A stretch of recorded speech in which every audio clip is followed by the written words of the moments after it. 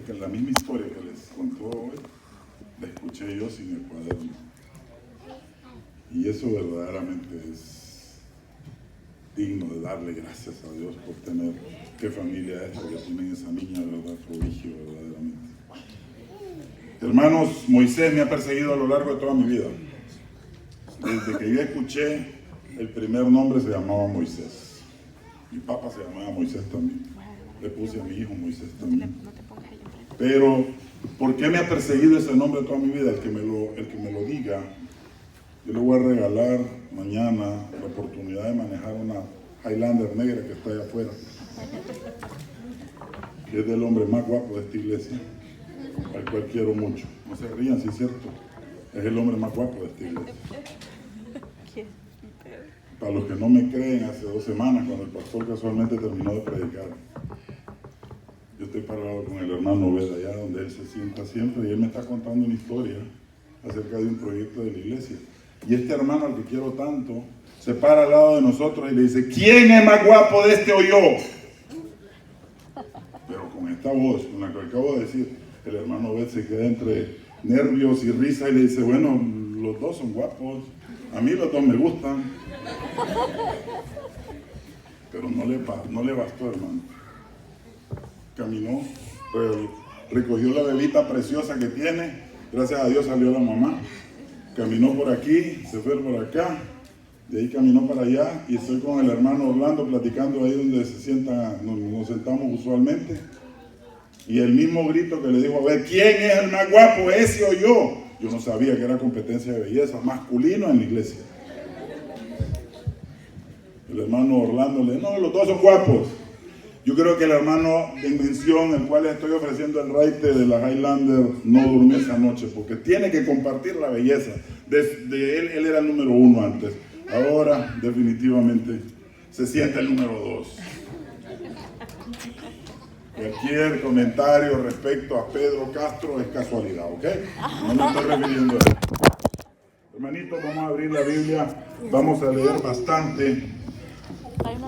Pero antes vengo a decirles que para poder preparar este sermón tuve la necesidad de ver alrededor de 5 o 7 sermones de pastores adventistas, evangelistas, y saqué un extracto de algunas frases y algunos datos que ellos pronunciaron que me llamaron la atención y necesito compartirlos con ustedes.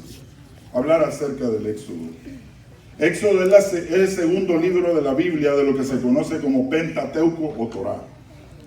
Penta significa 5, Penta significa 5 y Teuco significa rollos. Torá es la palabra hebrea que describe los primeros 5 libros de la Biblia: Génesis, Éxodo, Levítico, Número y Deuteronomio. Esos 5 libros fueron escritos por Moisés. Génesis habla cómo Dios creó el mundo. Éxodo habla cómo Dios crea un pueblo. Toda persona debería tener un éxodo. Dios te llama, Dios te perdona, Dios te redime, Dios te salva. En Éxodo, se ve un Dios que interactúa con su pueblo. Éxodo significa salir de. Cuando no existía el Nuevo Testamento, los antiguos usaban los libros del Viejo Testamento para hablar de la salvación, especialmente del libro de Éxodo. Cuando estudiamos el Nuevo Testamento, todos los escritos son muy adictos a citar a Éxodo y a Moisés. Cuando estudiamos la teología del Nuevo Testamento, está fundada y basada en lo que dijo Moisés. Cuando estudiamos desde Génesis hasta el Apocalipsis, la pieza clave es Moisés. Este dato me llamó mucho la atención, el que lo voy a leer a continuación. Los musulmanes citan la Torá antes que a Mahoma y ponen a Moisés como el primer profeta que interactuó con Dios. El Corán menciona a Moisés no menos de 196 veces. El libro de Éxodo está en el corazón del Corán y es leído por más de 50 millones de judíos, 2.000 millones de cristianos, 1.000 millones de musulmanes. O sea, el 53% de la población del mundo tiene algo que ver con Éxodo. Abriendo la palabra de Dios, hermanos, porque a eso vinimos, en el libro de Éxodo, capítulo 1, versículo 8 al 22. Vamos a leer algo. Si me da tiempo, creo que vamos a leer más de lo que tenía programado, pero vamos a leer. Capítulo 1 de Éxodo, versículos 8 al 22, y dice así: Entre tanto se levantó sobre Egipto un nuevo rey que no conocía a José, y dijo a su pueblo: He aquí el pueblo de los hijos de Israel es mayor y más fuerte que nosotros. Ahora pues seamos sabios para con él, para que no se multiplique y acontezca que viniendo guerra a él también se una a nuestros enemigos y pelee contra nosotros y se vaya de la tierra. Entonces pusieron sobre ellos comisarios de tributos que los molestasen con sus cargas, y edificaron para Faraón la ciudad de almacenaje de Pitón y Ramsés. Pero cuanto más los oprimían, tanto más se multiplicaban y crecían, de manera que los egipcios temían a los hijos de Israel. Y los egipcios hicieron servir a los hijos de Israel con dureza, y amargaron su vida con dura servidumbre en hacer barro y ladrillo, y en toda labor del campo, y en todo su servicio, al cual los obligaban con rigor. Y habló el rey de Egipto a las parteras de las hebreas, una de las cuales se llamaba Cifra y la otra Fua, y les dijo: Cuando asistáis a las hebreas en sus partos y veáis el sexo, si es hijo, matadlo; si es hija, entonces viva. Pero las parteras temieron a Dios y no hicieron como les mandó el rey de Egipto, sino que preservaron la vida de los niños. Y el rey de Egipto hizo llamar a las parteras y les dijo: ¿Por qué habéis hecho esto, que habéis preservado la vida de los niños? Y las parteras respondieron al faraón: Porque las mujeres hebreas no son como las egipcias, pues son robustas y dan a luz antes de que la partera venga a ellas.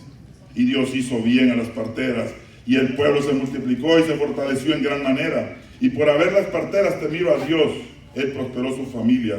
Entonces Faraón mandó a todo su pueblo diciendo: Echad al río a todo hijo que nazca, y a toda hija preservad la vida.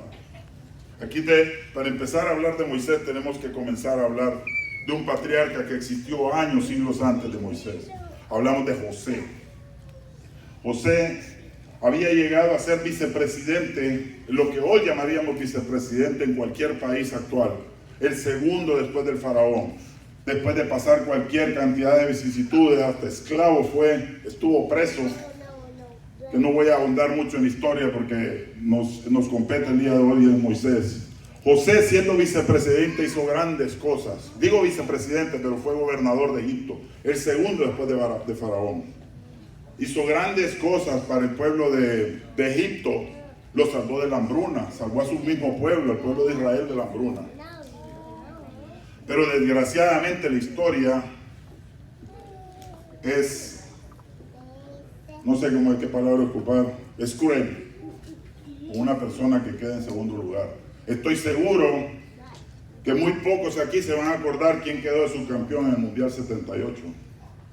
Estoy seguro que nadie se acuerda de la última Olimpiada, quién quedó de segundo en la carrera de 100 metros. Normalmente solo nos acordamos de los campeones, de los que llegan en primer lugar. Y en este caso la historia no iba a ser menos justa con José.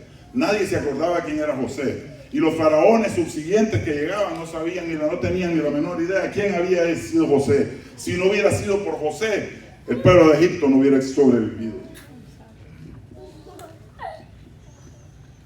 Entonces, el faraón un día, yo me imagino esta película de esta manera, sale a su balcón, una mañana se levanta.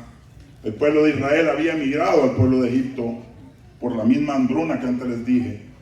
Pero yo me imagino que el pueblo, ya después de muchos siglos, de muchos años, faraones que habían olvidado la historia de José, se asoma ese día a su balcón y comienza a decir: van 2 israelitas, va un egipcio. Van 5 israelitas, van 4 egipcios. Él miraba que el número de los israelitas era mayor que los que él podía contar de sus egipcios, y le dio miedo, porque era un pueblo diferente, era un pueblo que adoraba un solo Dios. Egipto era idólatra, adoraba múltiples dioses. La creencia del egipcio era diferente completamente a la del israelita. Y entonces ese miedo que tuvo ese faraón lo tradujo en muerte. Manda a llamar a las parteras de las hebreas y dice: si tienes un varón, por favor, cuando atiendas un varón, mátalo. Si tienes una niña, déjala vivir. Él quería reducir la población israelita en aquel momento histórico, porque le dio pánico que en algún momento determinado ese pueblo fuera tan grande, que creciera tanto, que ese pueblo se aliara con algún pueblo enemigo externo, y pensó, si este pueblo externo nos ataca, tenemos también una guerrilla interna por parte de los israelitas, nos acaban y me destronan. Cuando el faraón manda a llamar a las parteras y les pregunta que por qué no habían seguido su orden, entonces las parteras le contestan, porque los niños hebreos son muy fuertes. Y cuando ya llegamos nosotros a atender el parto, ya nacieron. Por lo tanto, no es posible matarlos porque ya están en la celebración. Pero el faraón no se iba a quedar de brazos cruzados. Él tenía que ejecutar su orden de cualquier manera porque él seguía con aquel pánico. Satanás le estaba metiendo aquel pánico, hermanos. Tenía que matar a los niños hebreos. Y la única manera, o la manera que se le ocurrió en aquel instante, es agarrar a los niños hebreos, ya no importaba la edad, los que fueran naciendo, y tirarlos al río Nilo. Miremos esta escena porque es muy importante. Actualmente tenemos presidentes de países nuestros que dicen hacer algo bueno, pero que la finalidad es mala.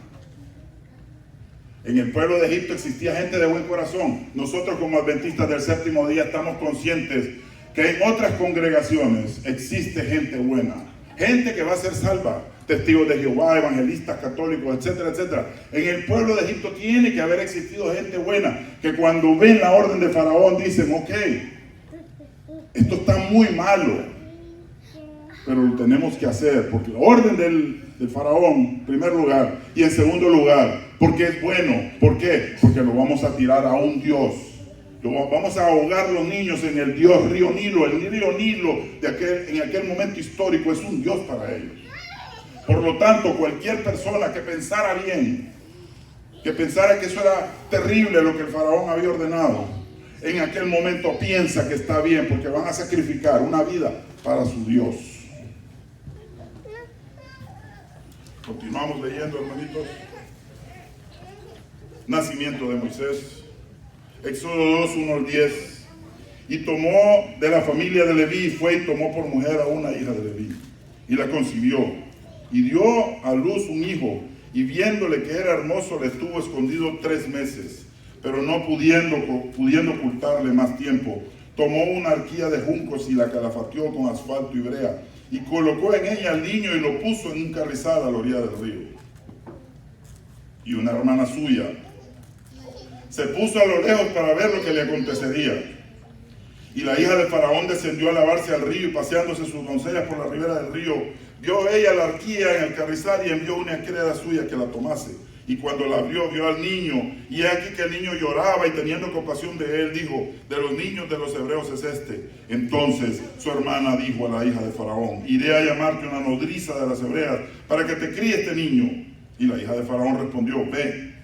Entonces fue la doncella y llamó a la madre del niño, a la cual dijo la hija de Faraón, lleva a este niño y críamelo, y yo te lo pagaré. Y la mujer tomó al niño y lo crió, y cuando el niño creció, ella lo trajo a la hija de Faraón, la cual lo prohijó y le puso por nombre Moisés, diciendo, porque de las aguas te saqué.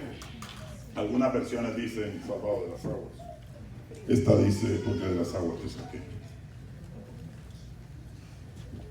Para los que no sabían la respuesta de la Highlander, esto fue lo que marcó mi vida. Nadie se ganó el premio.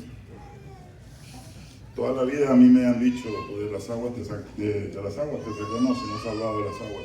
Y verdaderamente decía, ¿por qué? Nadie me explicaba por qué. Hasta que fui adulto aprendí por qué me decían salvado de las aguas. Miremos esta historia, hermanos, este pedacito de la lectura bíblica. Tenemos un niño que nace ya bajo el decreto de Faraón de muerte, de tirar a los niños al río. Yo me imagino que en aquel momento en que Moisés ha nacido, ya hay muchos niños que han ahogado en ese momento. Muchos niños ya perecieron. Su madre, Yocabed, su padre Amram, preocupados por aquel decreto que sabe que van a asesinar a su hijo, toma la decisión. Una decisión que yo quisiera que los papás y las mamás que están aquí pensaran. Porque es fácil, es bonito, es fácil leer aquí. Sí, no, lo tiramos en una canastita para acá y nada. Póngase a pensar, es un bebé de 3 meses, es su hijo. Yo no podría. Yo me voy de Egipto, yo no sé qué haría, pero yo no podría tirar a mi hijo al río, a mi hija al río, no podría. Jochebed y Amram toman la decisión. Yo me imagino que esa noche oraron, le pidieron al Dios tuyo y al Dios mío, Padre, que sea tu voluntad. No podemos evitar que se descubra a mi hijo, a nuestro hijo, que sea tirado al río Nilo, pero prefiero tirarlo yo bajo mis condiciones y no que venga un egipcio en el nombre de su Dios y me lo ahogue. Y Jochebed preparó una canastita y le puso brea, la impermeabilizó. Y yo me imagino a aquella madre caminando hacia el río muerta en llanto, sabía que iba a abandonar a su hijo a la suerte de un río, pero lo estaba poniendo en manos de Dios. Se acerca al río con poca corriente, me imagino yo. Lo que ella no sabe es que metros abajo hay una persona que está viendo el cuadro, que sabe que la madre y el padre platicaron la noche anterior acerca de lo que ella iba a hacer, y decide seguir a su mamá al día siguiente para ver qué podía hacer por aquella persona que tenía 3 meses, que ella crió también, que ella vio nacer, que cuando la mamá estaba ocupada ella le daba de comer, y la que amaba por sobre todas las cosas porque era su hermanito menor. La madre suelta la canastita y la corriente comienza a llevarse la canastita, y ella va siguiendo aquella canastita, la hermanita, a la cual llamaremos María, pero en algunas ocasiones llamaremos Miriam, y más adelante les explicaré por qué. Ese era el nombre real de la hermana de Moisés, María, o Miriam, cualquiera de los dos, significan lo mismo en hebreo. ¿Qué es lo que está viendo María? Ve a su hermanito que va caminando en el río, la corriente se lo está llevando, pero hay un grupo de mujeres abajo, un grupo de mujeres que ven también la canastita, ella está escondida.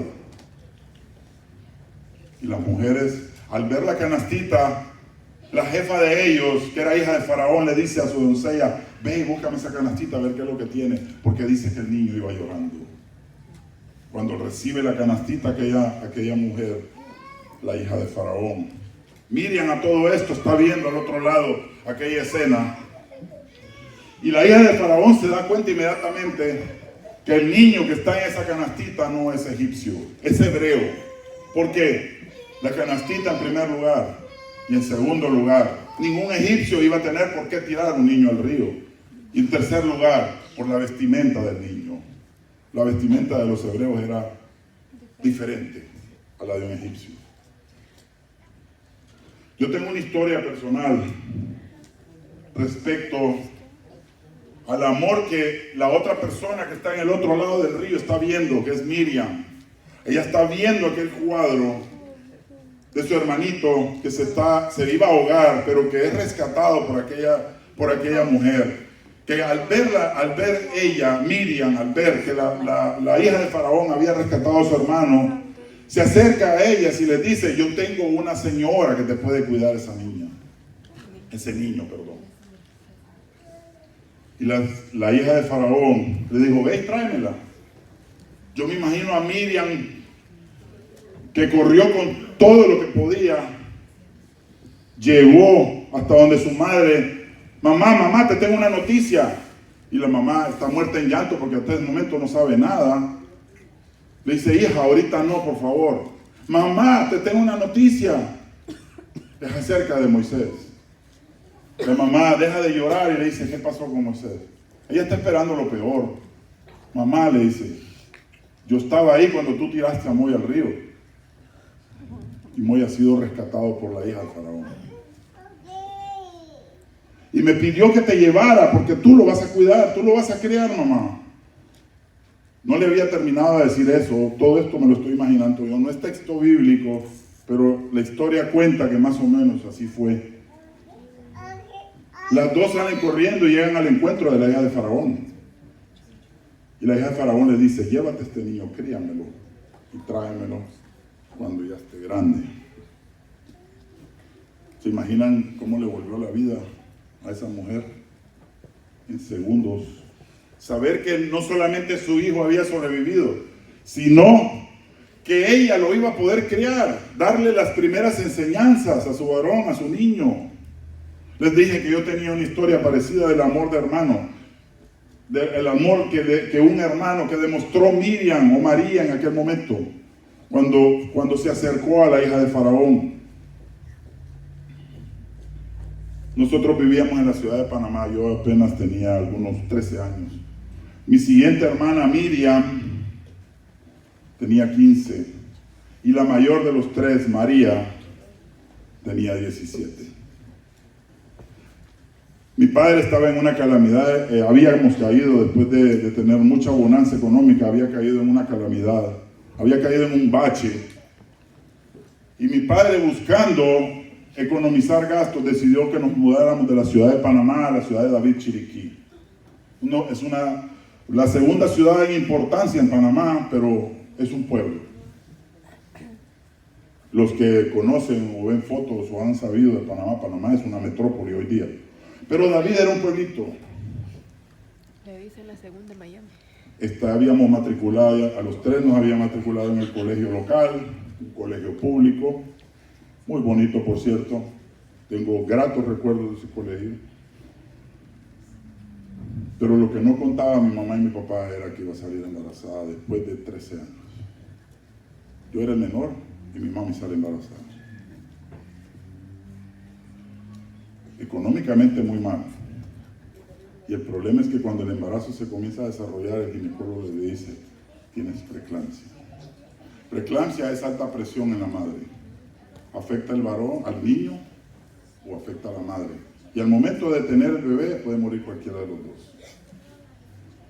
En David, Chiriquí, donde en la ciudad que estábamos no existían ginecólogos que pudieran tratar esa enfermedad, ese problema. Solo se da en las mujeres embarazadas y durante el embarazo.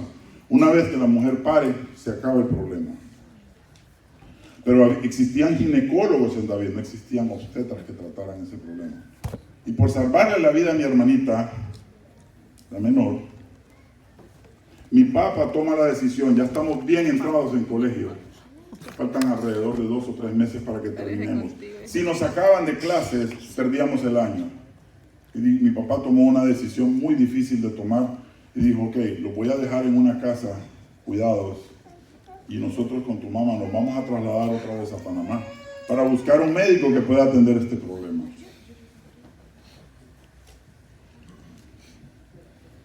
Nos dejaron en una casa de huéspedes de 2 ancianos que habían tenido una familia muy grande y tenían cuartos de sobra. Entonces, los ancianos, para hacerse de unas monedas extras, alquilaban los cuartitos que tenían. Y mi papá, platicando con ella, el trato era pues techo, lavado de ropa y comida. Recuerdo aquella tarde cuando mi mamá y mi papá y los 3 hijos estamos en la sala de la casa de aquellos ancianos. Y aquella anciana, la mujer, gente muy buena, de muy buenas costumbres, le preguntan a mi mamá qué comen, porque ella quería adaptar la comida de ellos a nosotros.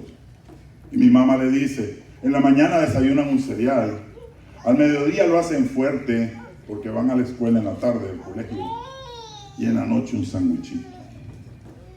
Cuando yo escucho a mi mamá decir un sándwichito en mis adentros, yo estoy diciendo, mamá, lo vas a matar bien. Porque toda la vida he sido así, no tan gordito como ahorita, pero comelón. ¿Qué es lo que sucede? un niño de la edad que yo tenía en ese momento, si la mamá no quiere cocinar, anda a hacerte un sándwich ya para la cena. El niño va y se hace el sándwich y está viendo televisión, escuchando un sermón. En la casa del hermano Orlando no se ve en televisión, solo sermones. Y bendición por eso.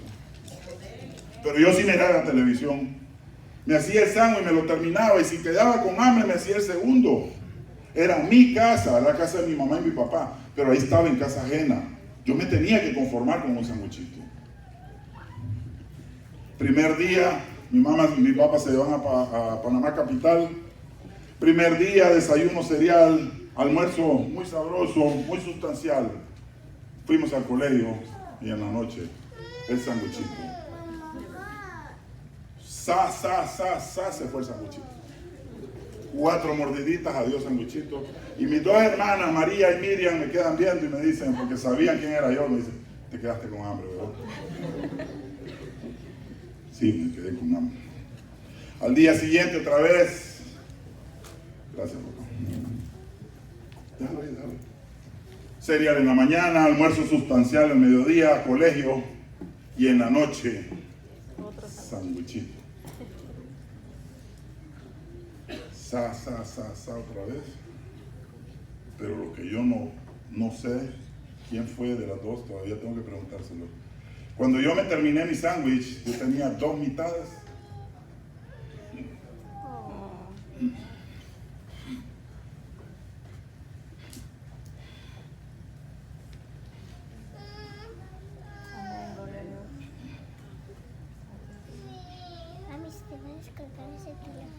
Yo tengo 2 mitades frente de mi plato. No tuve remordimiento, hermano, de comerme quedas 2 mitades.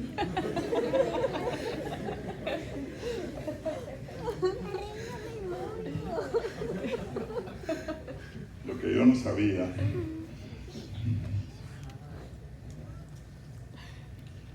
es que 15 años después me iba a tocar pagar aquel sándwich con amor. Mi hermana María, la mayor, tuvo un mal matrimonio. Yo ya era empresario en aquel instante. Yo me había graduado de la universidad y había emprendido el mundo de los negocios y me estaba yendo muy bien. Mi papá, por lo tanto, igual. Nos habíamos trasladado a vivir a Honduras ya. Yo soy hondureño. Mi hermana mayor tomó malas decisiones, se casó con una persona con mucho amor, pero muy poquito aquí. Había llegado hasta 6º grado. La vida no le favorecía en nada, con una persona de muy bajos recursos para empezar y en segundo lugar de muy bajos conocimientos. Era un buen hombre. Terminó siendo uno de mis mejores amigos. Lo que empezó muy mal terminó muy bien. Platicando con María, este es un paréntesis, platicando con mi hermana, que no le decimos María, le decimos Marieli. Platicando con ella en uno de mis viajes que hice a Honduras, le digo, tú sabes que de todos los que estamos aquí, lo más seguro es que solo Rolo se va a salvar. Una manera de decirle, preocupate porque no estamos salvos todavía. Me dice, ¿por qué piensas eso? Porque 5 minutos antes de expirar, había un pastor adventista ungiéndolo en su cama, en su lecho de muerte. Él murió de cáncer a los 33 años. Cáncer de cerebro, se le regó por todo el cuerpo. Fue terrible verdaderamente aquella enfermedad. Dejando un niño de 4 años, otra niña de 2 años y una recién nacida de 9 meses. Y me dice, tienes razón. De todos los que estamos ahorita aquí, posiblemente solo Rolo se salve. Yo digo, bueno, hay que empezar a caminar en el camino de Dios para que podamos verlo. Como les decía anteriormente, cierro el paréntesis, hermanito, como dice el pastor Bullón, me tocó pagar aquel sándwich. A partir de ese momento mi hermana estaba en la calle con 3 hijos de pan en mano. Pero créanmelo, jamás la ayuda que se le brindó se hizo con desamor, se hizo con mucho amor, se hizo con mucho cariño, se logró sacar adelante a mi hermana. Hoy por hoy se está jubilando de la mejor escuela de Honduras, puedo decir eso, bilingüe, sin saber haber puesto nunca un pie en este país. Sabe hablar perfecto inglés, licenciada en pedagogía con maestría. Ya en estos meses está tramitando su jubilación con casa propia, pagada por ella. Se volvió a casar, tuvo una niña más. Desgraciadamente la vida no la ha tratado muy bien, que digamos. El niño mayor de 4 años, que en aquel momento quedó cuando murió su papá, falleció en el 2015. Pero es una mujer fuerte. Éxodo capítulo 2, versículos 11 al 25. No tengo tiempo para leerlos, hermano. Es muy largo lo voy a contar. Moisés crece. Se hace adulto, creció en medio de los egipcios. Pero había sido criado los primeros años de su vida creyendo en un Dios tuyo y mío.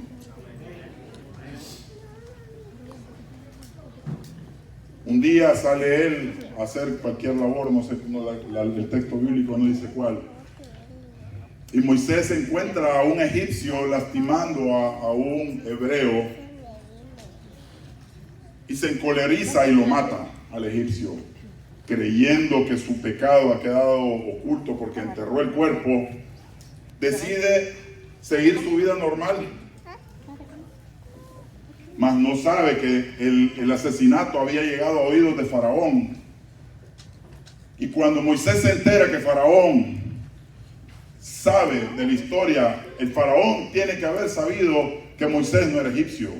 El Faraón tiene que haber sabido que Moisés en el fondo no pertenecía a ese pueblo, al pueblo de ellos.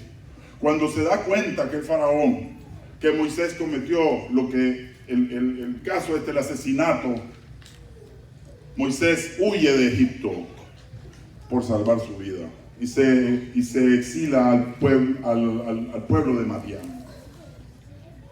Ahí conoce a una pastora de ovejas, la cual le sucedió algún problema por ahí, y el papá, en agradecimiento, Jetro le da a Séfora, la que fue su esposa,